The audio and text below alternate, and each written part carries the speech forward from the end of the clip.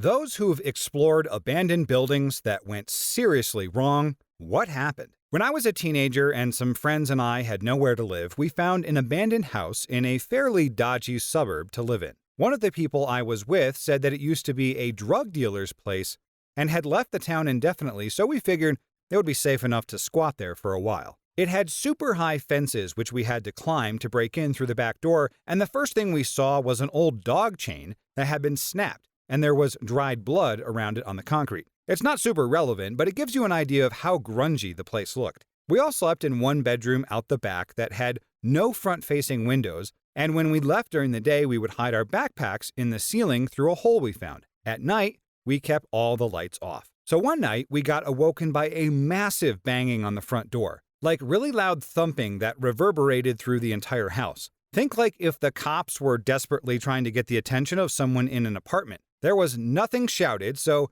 we knew it wasn't the police, so we just stayed as quiet as we could until it went away. The next morning, when we left there was a huge knife shoved through the wood at the front, embedded halfway down the blade. We left it there. The girl that was with us decided it was not safe there, so she took off the next day. I don't remember where she went, but she didn't come back.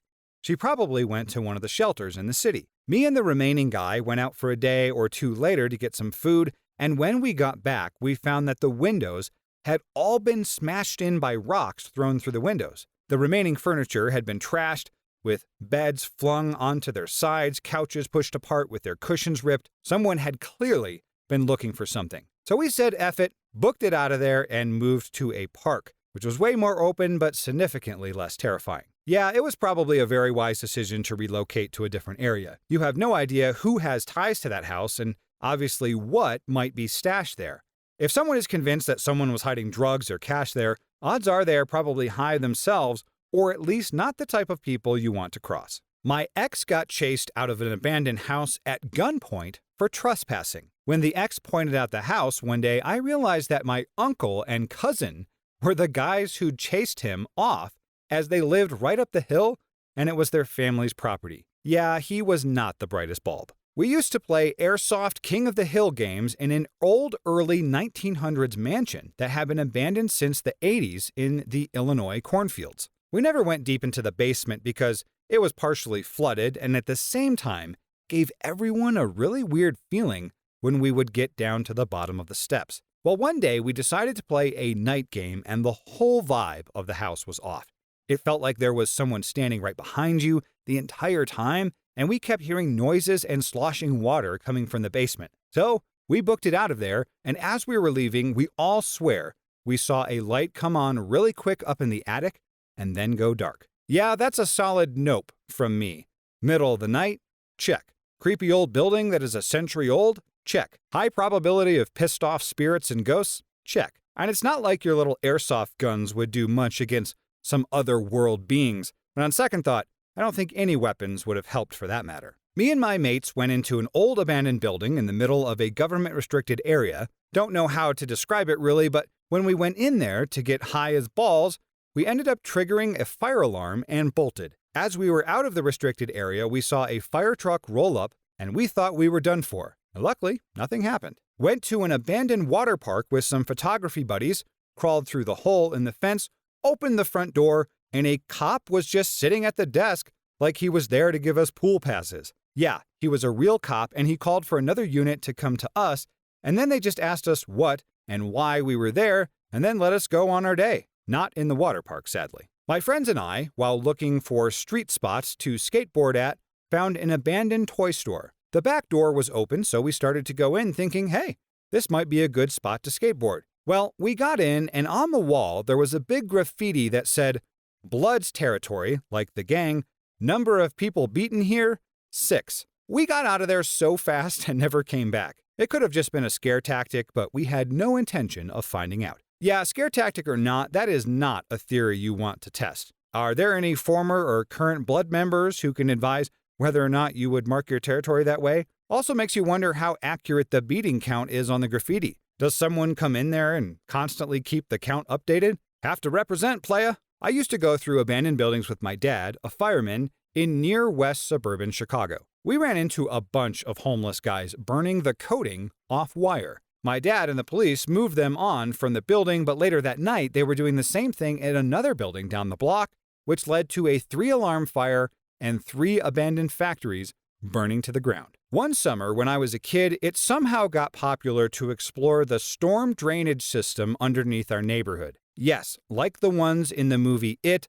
but just boring concrete. These were the round tunnels made from pre-made pieces. Getting into the pipes required crawling through a tight fit for 15 to 20 feet, but after that you could stand up. As you explored the system, you'd find areas that were big enough to even drive a golf cart through, though it would have been impossible to get one in there. Occasionally, there would be odd structures like grates that looked like prison bars that are only covering half the pipe, and very rarely there would be light coming in from a grate in the road above. But most of the time, we needed flashlights to see anything at all. Every single sound was nerve-wracking because technically there shouldn't have been any sounds other than running water down there. Of course, we weren't the Goonies, so we didn't have a map or the sense to make one as we went along. Most of the local kids had gotten to know the system well enough to navigate through, and we figured out that if you got lost, you should just always choose the turn that led to a bigger pipe, because the biggest one ran about a half a mile outside the neighborhood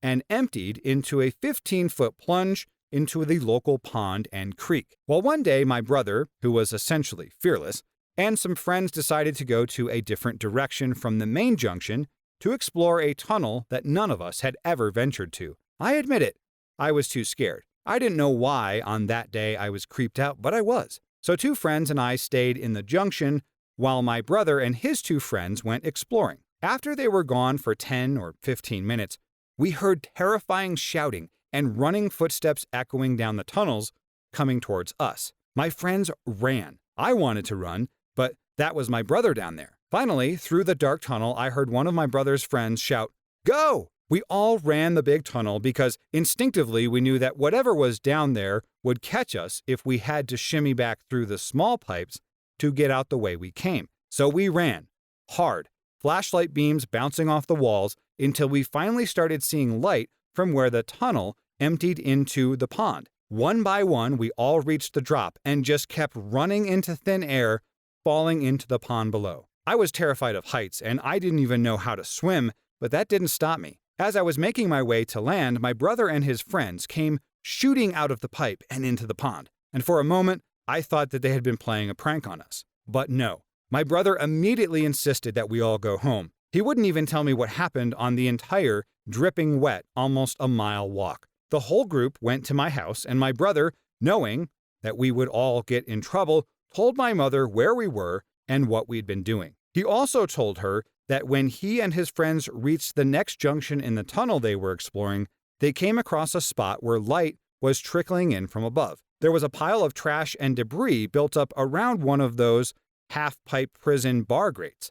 And lying within that pile of trash, they saw a man who, upon hearing them, raised his head, reached out towards them, and started crawling out of the trash in their direction. So they ran. My mother called the police. They asked my brother to guide them to the location in the pipes where this happened, and they found exactly what he described, but the man was gone. Within minutes, there were at least a dozen police cars around our neighborhood, with people and dogs searching that drainage system. They wouldn't tell us any details, but we do know that they never found the man. The dogs followed his scent to the end of the pipe at the pond, but they never picked up the scent anywhere on the ground, around the pond, or creek. And as far as I know, none of us ever went into the storm drains again. With that amount of police response, you have to wonder if they had more information about who could be hiding down there. If the police thought it was just some homeless guy living in the pipes, they probably would not have done much more than tell those kids to stay out of there. But with dogs and dozens of cops,